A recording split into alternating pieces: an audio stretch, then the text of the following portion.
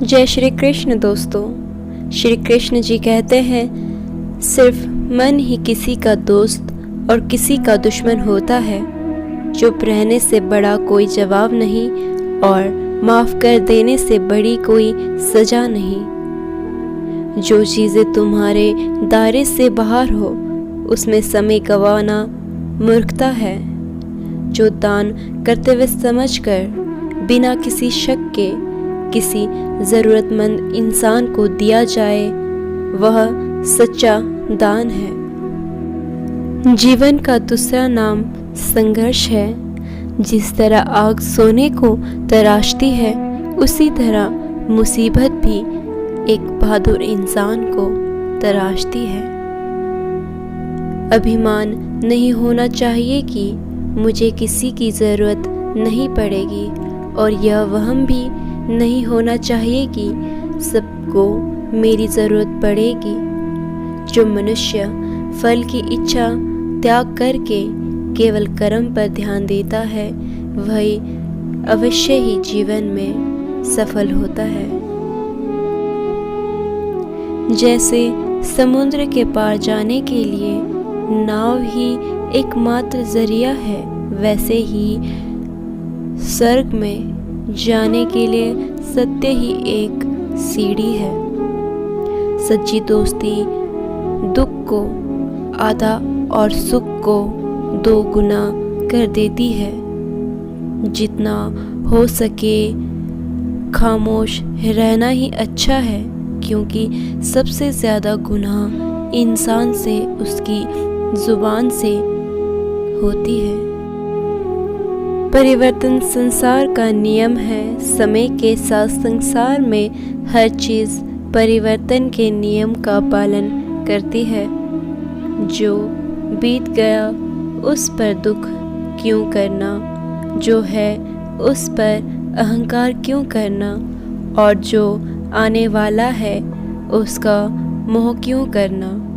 एक उपहार तब पवित्र होता है जब वह दिल से सही व्यक्ति को सही समय पर और सही जगह पर दिया जाता है, और जब हम बदले में कुछ भी उम्मीद नहीं करते।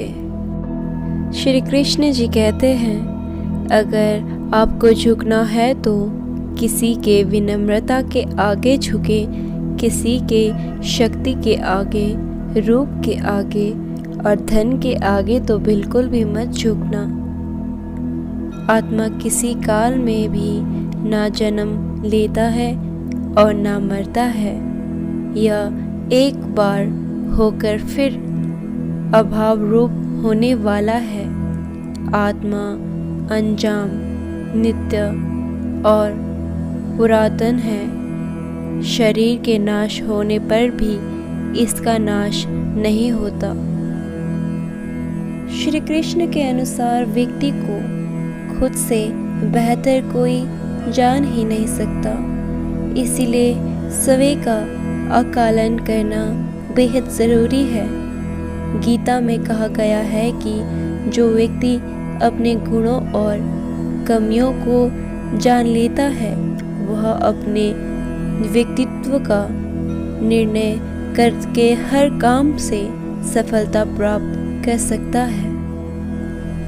क्रोध में व्यक्ति नियंत्रण खो बैठता है और आवेश में आकार गलत कार्य कर देता है। यहाँ तक कि कभी कभी गुस्से में व्यक्ति खुद का आहित कर बैठता है। गीता में श्री कृष्ण ने बताया है कि क्रोध खुद पर कभी हावी नहीं होने देना चाहिए। यदि गुस्सा आए तो स्वयं को शांत करने का प्रयास करें। मैं ठीक हूँ यह तो हम किसी को भी कह सकते हैं, लेकिन मैं परेशान हूँ यह कहने के लिए कोई खास चाहिए। गरीब इंसान को अपनी मुश्किलों से खुद लड़ना पड़ता है। हालातों को सुधारने के लिए मेहनत लगन करना पड़ता है।